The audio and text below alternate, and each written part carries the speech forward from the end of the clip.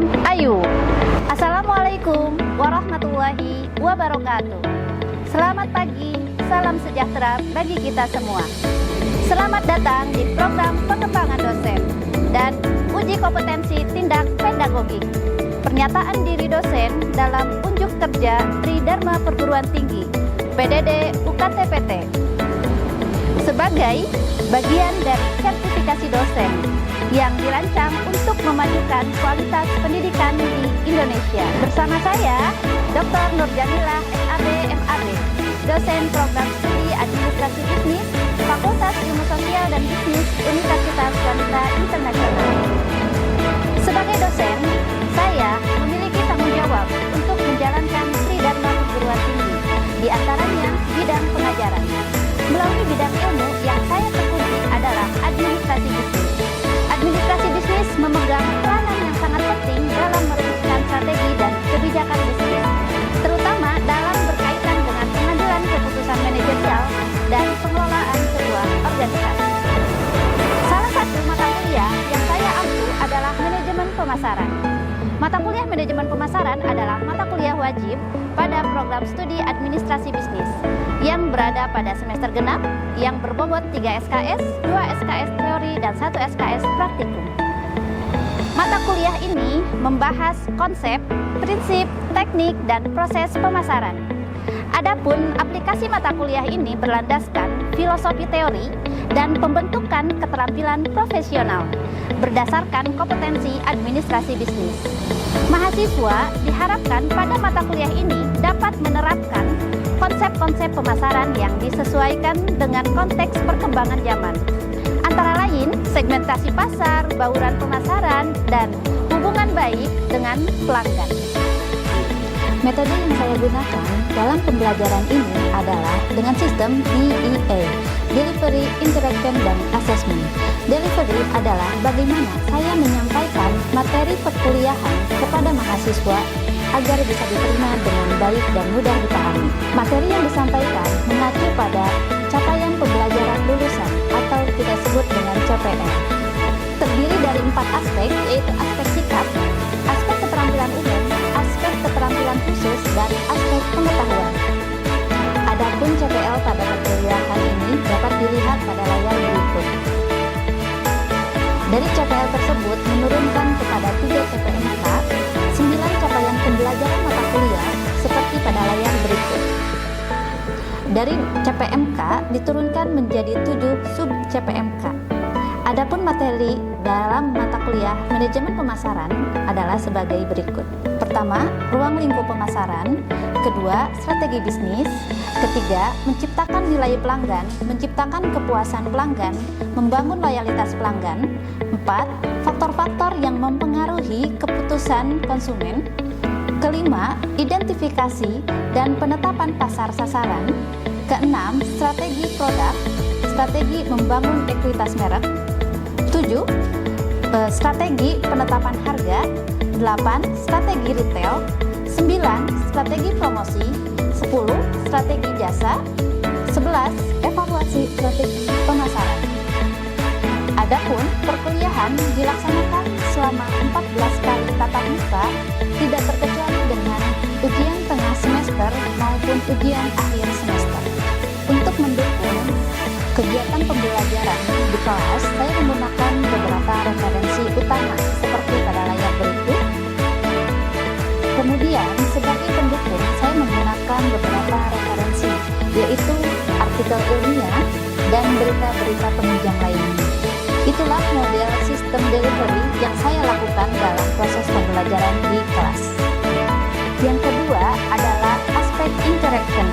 Interaction adalah sebuah interaksi antara saya, dosen pengampu, dengan mahasiswa demi tercapainya capaian pembelajaran. Sistem yang digunakan yaitu menggunakan student center learning, di mana mahasiswa lebih aktif, kreatif, dan inovatif dalam tercapainya capaian pembelajaran di kelas. Saya selaku dosen pengampu memberikan materi perkuliahan dan memberikan pertanyaan kepada mahasiswa sehingga mahasiswa bebas untuk memberikan pendapatnya masing-masing. Metode pembelajaran yang saya gunakan lebih dominan menggunakan studi kasus yang mana terbentuknya sebuah diskusi atau kelompok kecil sehingga terjadinya sebuah interaksi. Mahasiswa menggali, menganalisis, dan mendiskusikan studi kasus yang telah diberikan oleh dosen pengampu. Adapun platform yang digunakan dalam perkuliahan ini adalah elearning.ibu.ac.id dan Sistem Informasi Akademik atau SIAKAD, di mana mahasiswa melakukan absensi perkuliahan, mengakses materi perkuliahan, dan mengisi forum evaluasi di setiap minggunya maupun mengumpulkan tugas secara online. Selanjutnya adalah aspek asesmen. Aspek ini adalah mengukur kemampuan mahasiswa secara objektif dalam memahami materi perkuliahan. Adapun indikator penilaian dalam perkuliahan ini adalah 10% absensi dan kuis, 20% tugas, 20% praktikum, 20% ujian tengah semester, 30% ujian akhir semester. Bismillahirrahmanirrahim. Assalamualaikum warahmatullahi wabarakatuh. Waalaikumsalam warahmatullahi wabarakatuh. Alhamdulillahirrabbilalamin. Pada kesempatan hari ini kita masih diberikan nikmat sehat ya rekan-rekan semuanya, sehingga kita bisa melaksanakan perkuliahan manajemen pemasaran dalam keadaan sehat walafiat secara tatap muka. Alangkah lebih baiknya untuk memulai perkuliahan pada pagi hari ini kita berdoa terlebih dahulu agar materi yang kita sampaikan, yang kita dapatkan pada pagi hari ini mendapatkan keberkahan. Berdoa dipersilahkan. Berdoa selesai. Perkuliahan hari ini kita mulai dengan absensi ya teman-teman semuanya. Untuk Bella, KM dari ABI 4 2004, silakan untuk melaporkan absensinya. Bu, Ibu melaporkan untuk absensi semuanya hadir. Oke, baik. Terima kasih banyak Bella untuk perkuliahan pada hari ini. Dipersilahkan teman-teman untuk mengisi kehadiran di SIAKAD. Ya, silahkan teman-teman untuk absensi bahwa hari ini hadir. Karena untuk di SIAKAD ini, setelah kita melakukan pembelajaran itu absensinya akan ditutup. Jadi dipastikan teman-teman sudah akses melalui SIAKAD di setiap minggunya. Nah, untuk saat ini teman-teman dipersilahkan untuk mengisi pretestnya yang mana untuk mengetahui ini kemampuan teman-teman sudah memahami ataukah belum, seperti itu ya. Dipersilahkan untuk dibuka e-learning. Mudah-mudahan hasilnya maksimal ya teman-teman, karena memang perkuliahan hari ini akan membahas seputar strategi bisnis dalam aspek pemasaran. Nah, di minggu sebelumnya kita pernah membahas tentang ruang lingkup materi tentang pemasaran. Minggu sebelumnya kita pernah membahas tentang ruang lingkup pemasaran. Ada yang masih ingat apa itu manajemen pemasaran? Oke, luar biasa sekali ya. Ibu pilih salah satu ya, silahkan. Izin memperkenalkan diri, nama saya Regita. Izin menyampaikan pendapat Ibu. Manajemen pemasaran adalah proses perencanaan, pelaksanaan, pengawasan kegiatan pemasaran yang menjelaskan bahwa strategi pemasaran harus berorientasi pada pelanggan dan fokus pada kepuasan dan loyalitas pelanggan. Oke, baik. Terima kasih banyak Regita atas pendapatnya tentang manajemen pemasaran. Betul ya teman-teman, silahkan Regita duduk kembali. Betul ya teman-teman semuanya, apa itu manajemen pemasaran? Itu merupakan sebuah proses gitu ya, yang mana tadi disampaikan bahwa Bu, kalau manajemen pemasaran itu adalah aspek komponen dari bagaimana cara kita mulai planning, organizing, executing, controlling dengan sampai tahapan evaluasi gitu ya, evaluation. Nah, tadi sudah disampaikan ya apa yang dimaksud dengan manajemen pemasaran. Salah satunya adalah untuk kita mengetahui dari sebuah kinerja pemasaran. Boleh ada yang bisa menyampaikan keterkaitan antara produk kita, administrasi bisnis dengan di manajemen pemasaran? Silakan yang bisa menjawab, ajukan tangan. Oke, Ibu pilih A ini yang paling depan, dipersilakan untuk memberikan pendapatnya. Baik, diri, nama saya Ria Mutia.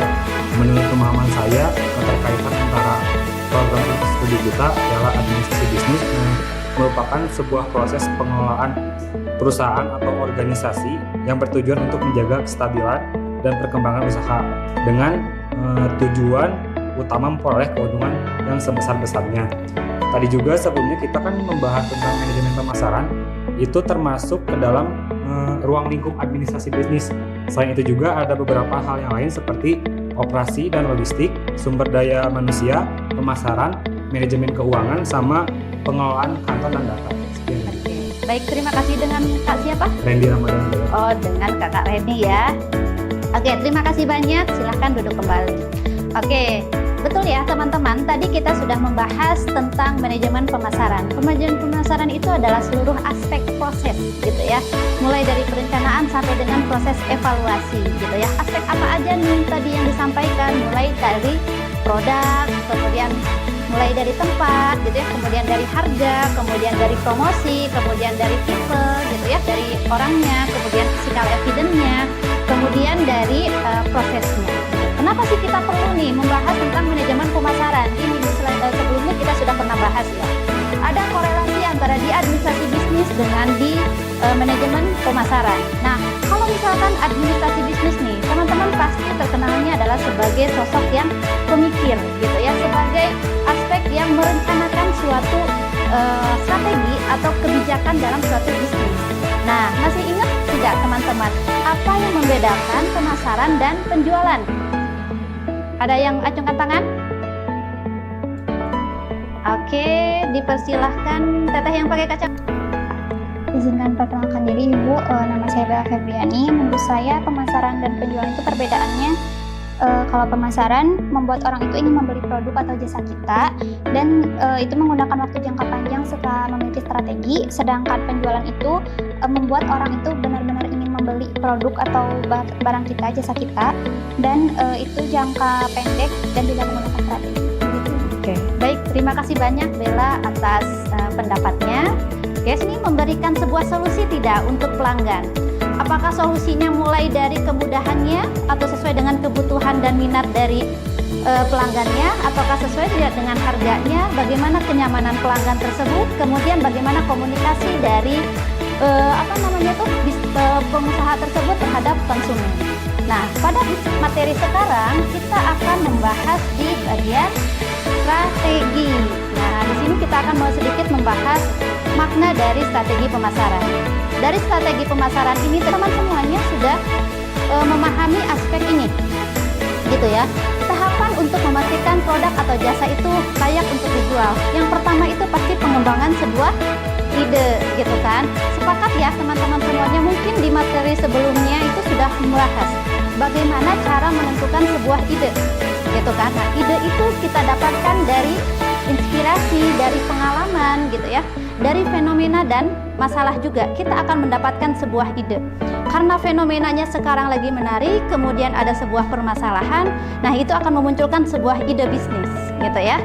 Nah, pastikan ide bisnis itu kan, ini misalkan tukang seblak ini, misalkan ide pengen jualan seblak di lingkungan kampus ini, kira-kira ide yang bagus ataukah tidak. Nah, tahapan selanjutnya kita harus melakukan riset, gitu ya. Nah, di sini ada riset dan pengujian.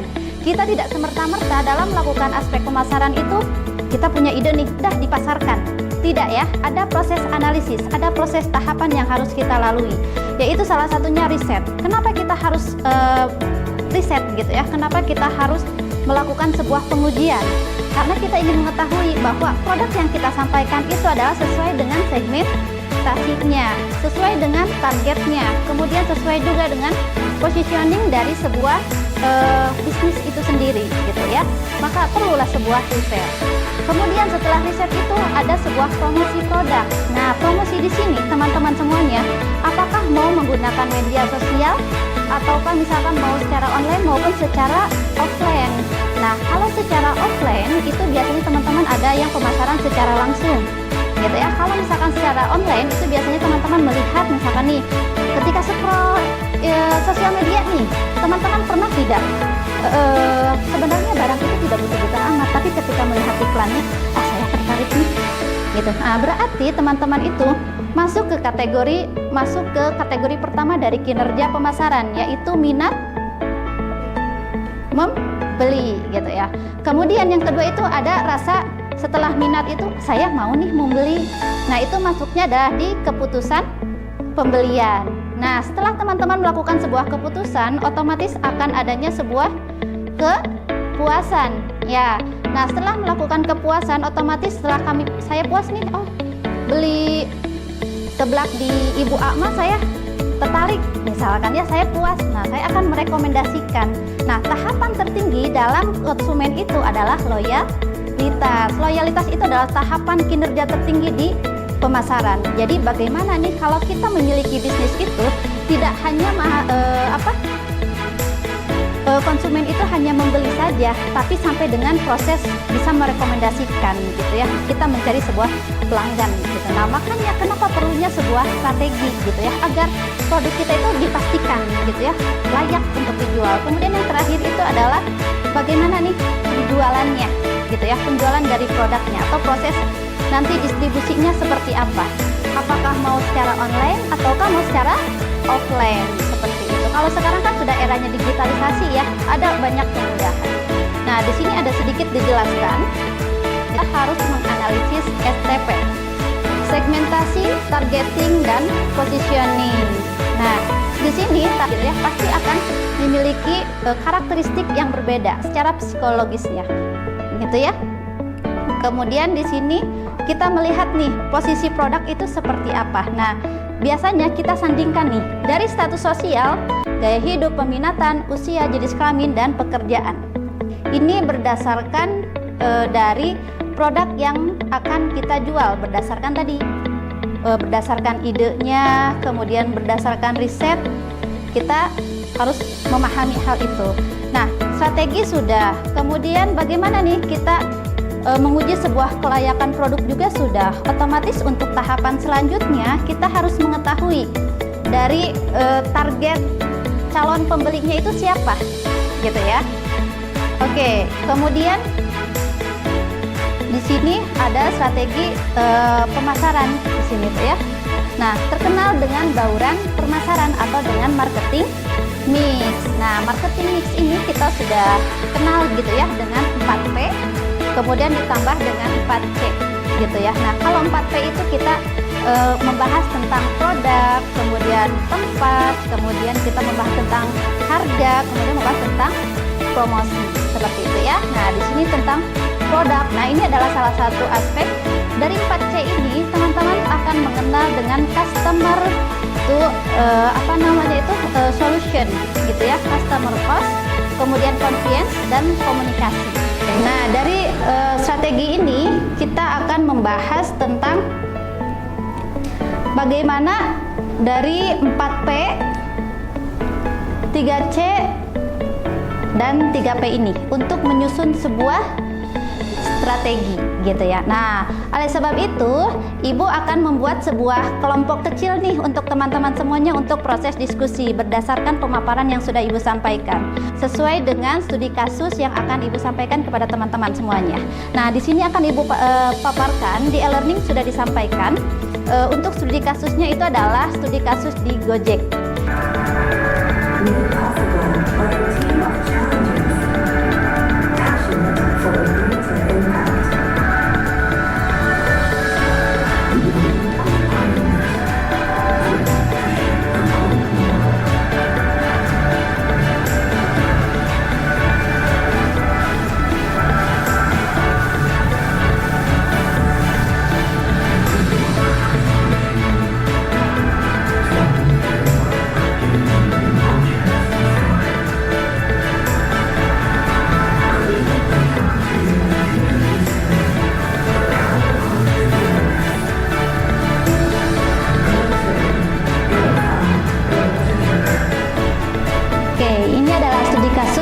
Teman-teman analisis secara seksama gitu ya, mulai dari bagaimana 4P-nya, kemudian 4C-nya, kemudian bagaimana dari 3P-nya gitu ya, untuk mengkolaborasikan. Nanti setelah teman-teman menyaksikan, kemudian menganalisis di kelompoknya masing-masing, kemudian nanti dipresentasikan seperti itu ya.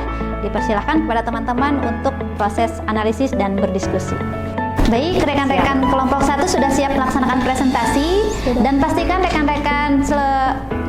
rekan-rekan kelompok lainnya memperhatikan kelompok 1 untuk melaksanakan presentasi gitu ya, hasil dari analisis berdasarkan aspek 4C. Kepada kelompok 1, Ibu persilahkan. Baik, perkenalkan kami dari kelompok 2 yang beranggotakan 5 orang. Kesimpulan dari marketing mix 4C yaitu Goto berhasil memenuhi kebutuhan pelanggan dengan layanan lengkap, harga terjangkau, akses mudah, dan komunikasi aktif digital yang praktis dan terpercaya. Terima kasih.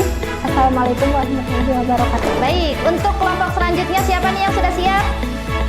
Baik, Ibu pilih kelompok kedua. Ini tentang marketing mix dari aspek 4P. Dipersilakan. Baik Ibu, sebelumnya terima kasih banyak atas kesempatan yang telah Ibu berikan. Perkenalkan, kami dari kelompok 1. Nama di sini kami akan mempresentasikan tentang marketing mix 4P. Baik, untuk kesimpulan dari marketing mix 4P ini yaitu dengan mengoptimalkan keempat elemen ini secara terintegrasi, Goto berupaya mempertahankan dan memperluas posisinya sebagai ekosistem digital terkemuka di Indonesia. Baik, terima kasih. Sekian presentasi dari kelompok kami. Terima kasih. Wassalamualaikum warahmatullahi wabarakatuh. Ini kelompok kita yang terakhir nih, membahas tentang komponen dari 3P gitu ya. Dipersilakan untuk kelompok 3 untuk memaparkan hasil diskusinya. Terima kasih Ibu atas kesempatannya. Izin memperkenalkan diri, kami dari kelompok 3. Di sini kami akan mempresentasikan kesimpulan dari 3P dari Gojek. Goto berhasil membangun ekosistem digital yang kuat dengan berfokus pada people, yaitu memperbudayakan pengguna, mitra, dan merchant, mengoptimalkan proses melalui teknologi dan alur kerja yang efisien. Oke, baik. Terima kasih banyak untuk kelompok 1, kelompok 2, dan kelompok 3 yang sudah memaparkan presentasinya. Aplaus untuk semuanya. Oke, memang betul ya. Ibu simpulkan dari hasil diskusi kita pada hari ini gitu ya, mana tadi kita membahas tentang Gojek gitu ya. Ada sebuah kolaborasi gitu ya, Gojek dengan Tokopedia, yang mana itu adalah untuk saat ini adalah teknologi digital yang memanfaatkan teknologi digital secara maksimal di Indonesia gitu ya. Nah, bisnis memaksimalkan potensi yang ada di era digital saat ini tuh berarti menjadi peluang ya teman-teman semuanya. Nah, nanti di minggu selanjutnya kita akan memaksimalkan, kita ingin mengetahui nih pada posisi yang mana nih konsumen ini, apakah sudah di tahap puas, apakah sudah di tahap loyal gitu ya. Jadi harapannya nanti akan kita lebih lanjutkan proses diskusi kita tidak hanya memaknai dari aspek produknya, harganya, kemudian tempatnya, kemudian bagaimana promosinya, kemudian bagaimana secara people-nya, physical evidence-nya gitu ya, secara bukti fisiknya maupun secara prosesnya. Sama halnya dengan komponen yang dari 4C ini gitu ya, mulai dari customer solution, kemudian customer cost, kemudian convenience, dan komunikasi gitu ya. Kita kolaborasikan dalam aspek ini. Karena apa? Karena dengan teman-teman berdiskusi seperti ini akan mendapatkan gambaran secara implementatifnya gitu ya. Jadi tidak hanya seputar teori saja. Teman-teman memaknai apa studi kasusnya yang dipaparkan saat ini. Gojek itu pasti ancamannya banyak pesaingnya ya teman-teman semuanya gitu ya, dibanding dengan driver atau dengan bisnis yang sejenis. Kalau saat ini mungkin Gojek itu sudah berkolaborasi dengan Tokopedia gitu ya. Nah, itu adalah menjadi kolaborasi untuk menguatkan suatu strategi bisnis juga seperti itu ya. Nah, karena kita aspeknya adalah manajemen di pemasaran, bagaimana ini dari Tokopedia kemudian dari Gojek itu berkolaborasi untuk ya salah satunya untuk menciptakan suatu loyalitas dari pelanggan itu sendiri gitu ya. Jadi itulah dalam keberlangsungan suatu bisnis seperti itu. Baik, kepada teman-teman semuanya, mungkin selesai sudah sesi kita diskusi pada hari ini. Kita luruskan kembali barisannya, dirapihkan kembali untuk kita lanjut ke sesi berikutnya, yaitu kita akan melaksanakan post test gitu ya. Setelah kita memahami materi yang sudah disampaikan, kemudian teman-teman berdiskusi mengimplementasikan apa yang teman-teman pahami dari studi kasus yang sudah Ibu sampaikan, baru kita akan melaksanakan post test gitu ya, untuk mengetahui yang tadi ketika pelaksanaan pretest itu teman-teman pemahamannya sampai mana, kemudian setelah dilakukan materi, kemudian ada proses post test itu sendiri. Dipersilahkan untuk teman-teman Baik, untuk proses diskusi sudah kita laksanakan ya teman-teman semuanya. Terima kasih banyak atas apresiasi dari teman-teman semuanya, sangat luar biasa sekali gitu ya dalam proses diskusinya dalam memaparkan aspek studi kasus dari Gojek ini. Seperti itu ya, diimplementasikan dalam aspek manajemen pemasaran. Nah, karena tadi diawali dengan pretest, berarti kita akhiri juga dengan post-test. Jadi dipersilahkan untuk rekan-rekan semuanya diakses kembali e-learningnya, kemudian nanti mengisi untuk evaluasinya, seperti itu ya, pretest. Dipersilahkan.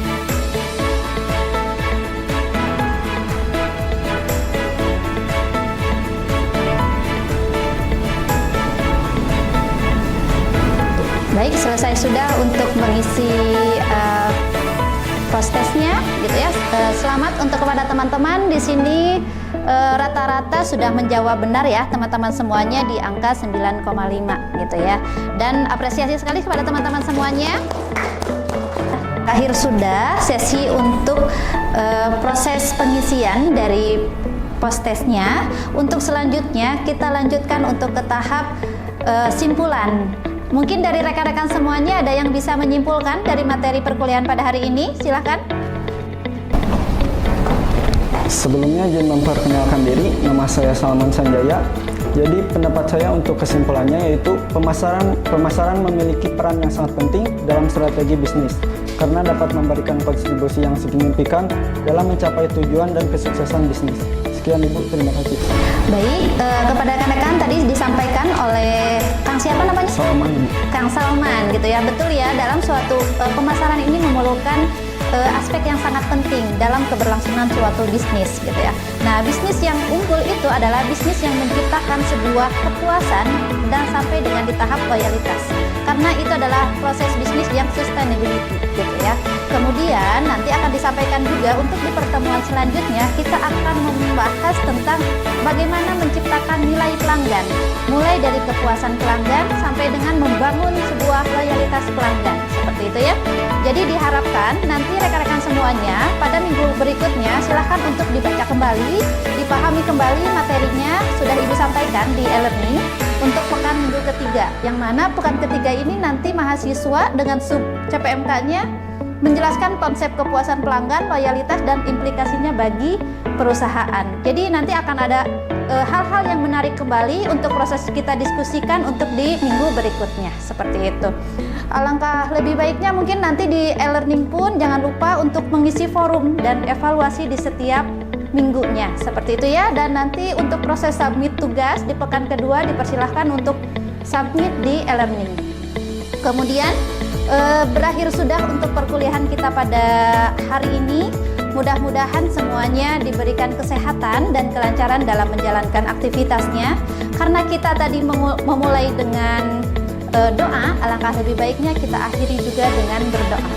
Berdoa menurut agama dan kepercayaan masing-masing, berdoa dipersilahkan. Banyak teman-teman semuanya, sampai berjumpa di minggu berikutnya. Izin untuk diakhiri, Assalamualaikum warahmatullahi wabarakatuh. Waalaikumsalam warahmatullahi wabarakatuh. Tepuk tangan buat semuanya.